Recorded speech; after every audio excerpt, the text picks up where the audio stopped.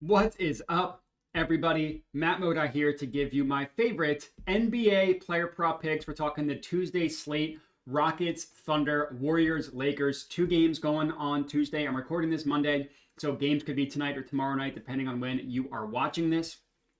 I'm going to have three plays for you guys to lock in for these games tomorrow. One play in Rockets versus Thunder, two plays in Warriors versus Lakers. Very, very confident in the three plays that we have. We'd love to go 3-1, or excuse me, 3-0. 2-1 equals profit. That's kind of what we're looking at here for tomorrow. Obviously, don't have any recap on how the season has gone so far this year because it's the first game. What I can tell you is that last year, a little bit of a frustrating year considering the year before, up 31.5 units essentially was how things went last year. 2023, which was amazing, up 118 units. Hopefully we can go 100 units in profit again this year. So lifetime between these last two seasons up 150 units over our last 2 years with these NBA player prop picks. Yeah, and pretty good. So hopefully we can have a good year in 2025. We're hoping to improve upon this 32 unit mark from last year. That's kind of the goal. I have a bunch of like markets and stuff kind of giving you where the success was. As you can see, some tough markets in the assists and the rebounds and assists, which kind of makes sense because if one was bad, like assist was bad, makes sense that the other one was as well. In terms of like total profit per market, points, rebounds, and first quarter points were our top three. Double, excuse me. So it was double was our top four as well. Last year, or excuse me, 2 years ago, everything was good. Points, assists, first quarter points, everything was really good. Wasn't able to continue that last year. And we'll see how this year goes. So I'll kind of update as the season goes on once we have more 2025 data. And we can get right into it. So just remember to like the video, comment, subscribe, all that good stuff. Going to be using Props Madness here and sharing my screen, walking you through the plays that I like and why I like them and how I use Props Madness to find them and kind of my research tool. So if you want to check them out, I put a link to Props Madness in the description of the video. So Rockets versus Thunder. The one play that I have in this one is I'm going with Tari Eason, and I'm taking him over 9.5 points. Now you can get this at plus 100 at both of these books. Both BetMGM and Hard Rock have Tari Eason 10 plus points at plus 100, which you can kind of see that's a really good price on those books considering Flip, which I'm not going to call Flip sharp or anything like that, but minus 125. FanDuel, minus 122. Caesars, minus 121. Bet Online, minus 118. And then minus 115 each way for ESPN Bet. DraftKings is close at minus 105, but you're going to want to get one of these plus 100 numbers at both BetMGM and Hard Rock.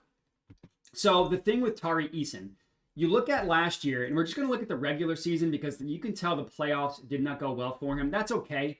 I mean, it's his first playoff run. Tough matchup against the Warriors. Minutes played was down last year when you compare to the regular season. Average only about 19 minutes. In the playoffs, played about 25 in the regular season. That makes sense with their rotation player. They're not going to play as much. I don't put that against him at all. You look at the regular season last year, and we look at the entire year, he went over, basically scored 10 or more points in about 65% of games. He averaged 12 points per game. So right off the bat, pretty clearly above the over-under that we are taking is what he averaged last year. Again, I kind of walked you through it. He averaged about 25 minutes per game last year, and that's kind of what I'm expecting in this one as well. I don't think he's going to play 40-plus minutes like we might see from Amen Thompson and stuff like that, but I do think that he is going to have a pretty important role on this team for the Rockets. He's a really, really good defender, which they have a lot of good defenders between him and Amen Thompson and Jabari Smith Jr., but he is going to play for them. And as you can tell, he pretty consistently went over this number. Now, he also pretty consistently went over without Fred VanVleet. Now, VanVleet's out for this entire year. VanVleet tore his ACL, won't play this entire year. He went over 9.5 points, so he scored 10 or more in 12 of 14 games without Fred VanVleet. Now, we're going to have a ton of data this year on things without Fred VanVleet, so we'll see if this ends up continuing. But you do kind of want to back role players. And in this case, no Fred VanVleet. They're going to have to live without him. And obviously, a lot of that's going to go to Amen Thompson.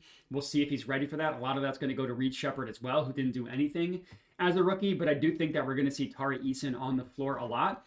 And it's a pretty good matchup for him against the Thunder. Now, the Thunder don't give up anything in transition, so he's not going to get any transition points. But they're one of the worst defenses in the spot up, which I know sounds a little silly because the Thunder defense was like the best in the NBA last year. It's all by design. They don't give up anything to pick and roll ball handlers. They don't give up anything via isolation. They don't give up anything to the roll man or via dribble handoff. Where do they give up points? Spot up, third most in the NBA. And that's where 26% of the points from Tari Eason came from. Where else do they give up points? Offensive rebounds. You want to know why they were such a good transition defense? Because they were constantly running both on offense and defense. When the ball went up, they had guys running the floor, and their calculus was, we are going to accept giving up points to offensive rebounds because of that. That's another 12% of the points via the putback. We don't have any data off of cuts, can't give you anything there. And then free throws. Obviously, Tari Eason's not going to get to the free throw line like SGA, but they also fouled at a high rate as well. Again, part of their defensive game plan. So you look at like the top play types for where points for Tari Eason came from. More often than not, it's a good matchup for him. Now, you look at last year, he didn't play a game against the Thunder without Fred VanVleet, so we don't have any data to go off of there. The 4 games that he did play against them was hit or miss, 12 points in 2 of them, 5 and 6 points in the other ones. Now, these last 2 games, 17 minutes in this one, only 18 minutes in this one. This game was played April 4th, where rotations were a little bit wonky. It was at the very end of the regular season, so it kind of makes sense that minutes were low for him, only 18. Don't really put a ton of emphasis in this one. And guess what? He took 10 shots. In this one, he took 8 shots.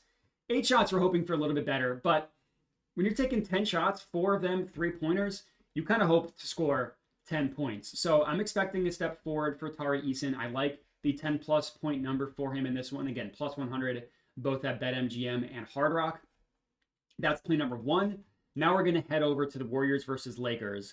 The first play that we're locking in here is actually Ayton on the rebounds. Now, it seems a little bit scary backing Ayton to do anything, which I understand, especially rebounds, which you can tell his last 29 games only hit at like a 45% rate.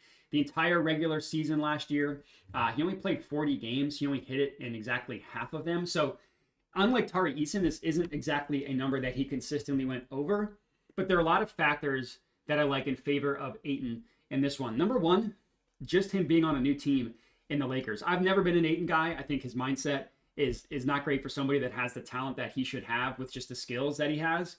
And it's like a, not necessarily effort, but it's just like a mindset thing. He's not always aggressive. I think we're going to see a pretty aggressive Deandre Ayton to begin the year. That's kind of what I am projecting in this one. So I do think like average 10.2 rebounds per game. I think we can get that 11th one. This one is also even money, plus 100 at BetMGM as well, which you can tell not quite as good of a value as the Tari Eason play, but still pretty good when you line shop that. There's one book that's close at Hard Rock at minus 105, Caesars at minus 109, everybody else minus 112, minus 115, or worse.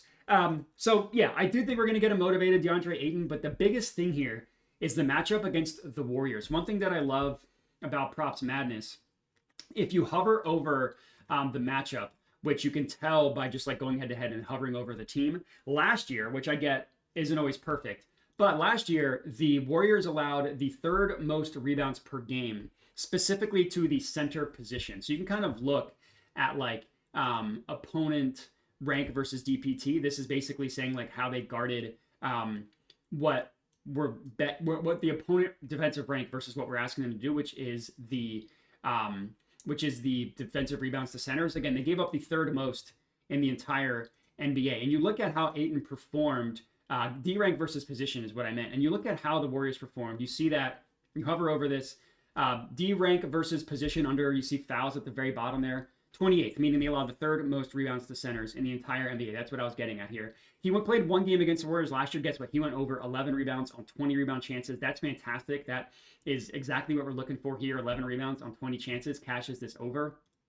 And if you look at how Ayton performed against teams in like the bottom half, in terms of center rebounds, hit at a 54-55% rate, right along his average at 10.5. You look at teams in like the bottom 10, 55% hit at about 55% hit rate, averaged about 11.5 per game. So generally went over in the good matchups. And look at the beginning of the year, consistently went over. When we saw a motivated Deandre Ayton, not so much as the season went on. But we know he performed well against the Warriors, and no LeBron. I mean, Luka's going to get rebounds, but they don't really have another big man. Like you're saying me their backup rebound or Jackson Hayes. So I'm expecting Ayton to play a decent amount in this one. I'm expecting him to collect a lot of rebounds in this good matchup. That's play number 2. And then our third and final pick here is also a player on the Lakers. This one we're going with Jake LaRavia over 5.5 points, -105 odds at BetMGM. Now this is definitely going to feel and be a little bit of a sweat if you go off of last year. He played on the Grizzlies last year. 56% of the time he scored over 5.5 points. So not necessarily in terms of hit rate is anything that's scary. He averaged about 7 points per game. If you remember anything about the Grizzlies, they were banged up the entire year. So when he was playing, he was good. Like you look at his minutes, like let's just limit him to like 20 minutes. That hit rate goes up to 85%. Now he's not going to play 33 minutes. Let's just go between like 20 and 25. Average 10 points per game, hit over 5.5 points, 20 of 24 games. Now, this is not a perfect measurement by any means because it's a different team, different situation, different everything. But I do think that we're going to see LaRavia play between 20 and 25 minutes, if not more, for the Lakers. Obviously, LeBron is out for this game. And LaRavia provides something that Hachimura and Marcus Smart do not, which is he's a good defender, but he can shoot. So I think that they're going to want him on the floor with Luka and Austin Reeves. So whether he starts or not, I think LaRavia is a pretty good shot to get this 6-point number. He was good in the preseason. Obviously, preseason isn't perfect, so take this with a grain of salt. But missed it in his first game, only took 2 shots. Every other game went over 8, 11, 10, 7 points. Got up 6 or more shots in every other game as well. So yeah, he's not going to maybe play 34 minutes like he did in the second game, but if he play 28, 20 minutes, that I think is what we're going to see. 13 shots, 10 shots. No LeBron, so he's going to play a lot in this game as well. And the matchup was good. The Warriors have a similar defense to the Thunder, where they don't give up much to the pick and roll ball handler. As you can see, the 4th fewest in the entire NBA. Where do they give up points? Same thing, via the spot up. 25th, so they gave up the 6th most points per game via spot up shooters in the entire NBA last year. We don't have any data off of cuts. That was like 60% of his points came from those 2 things. And that's all LaRavia is going to do. He's going to spot up. He's going to either catch and shoot, which the Warriors gave up a lot of catch and shoot opportunities, or he's going to attack a closeout. So whether it comes from 3 threes, which is pretty juicy odds if you want to go with the threes. If you want to go with 2, the points is significantly safer, and threes is a market that I bet too much and don't have a lot of success doing. So that is something that I will try to solve this year. But LaRavia, 6 points, I do like quite a bit. Rounding out our third and final pick of the video. So the 3 plays that we're locking in here: Tari Eason, 10+ points, Deandre Ayton, over 10.5 rebounds, and Jake LaRavia, over 5.5 points. Best offered price, on BetMGM for all 3. Unit on all 3 of these plays as well. Hopefully, we end up having a good night on Tuesday. Gonna have plays for Wednesday as well. That'll drop on Tuesday, so today or tomorrow, depending on when you're watching this. But thanks for watching. Remember to like the video, comment, subscribe, check out Props Madness. Check out the link to my Tails account, which is just where I send every play out. So these plays that you see give out on YouTube, first thing I do is send them out to Tails in case you don't always care about the videos or you just want them before they post, anything like that. Check that stuff out. Thanks for watching. Make sure to bet responsibly and have a good one.